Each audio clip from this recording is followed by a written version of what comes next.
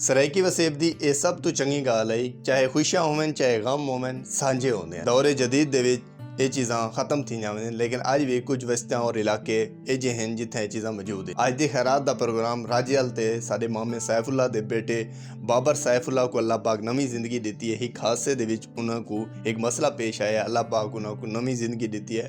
हुण वो मुकम्मल सेहतयाब है। 6 महीने पहले बाबर भाई की शादी थी है और कुछ दिहारां पहले महीना पहले उन्होंने एक हादसा पेश आया जिंदी वजह कर अल्लाह पाक उन्हें नवी जिंदगी दी है। तमाम दोस्त अहबाब जेरे उन्हें को पुछण दुआई करेंदे रह गए, याद करेंदे रह गए, गालां करेंदे रह गए, उन्होंने हेल्प करेंदे रह गए। उन्हें तमाम दोस्तों का शुक्रिया। सब तो वड्डी गल यह है कि जिहड़े वेले तुहाडे अपने सजण, तुहाडे इलाके के लोग, तुहाडे वसेब के लोग हर मुश्किल हर खुशी के उत्ते तुहाडे नाल खड़े होंदे ने। ये वो चीज़ां हैं, ये वो रिवायत आई काफत आई जिहड़ी बगैर कहीं लालच दी आई, जिहड़ी बगैर कहीं मकसद दे आई, सिर्फ खुशियां और सुकून वास्ते आई, जिहड़ी साडे इलाके और वसेब की पहचान है। ये चीज़ां कम थी जावन, आने वाली नस्लों को पता लग सी कि ये चीज़ां कितना जरूरी हैं।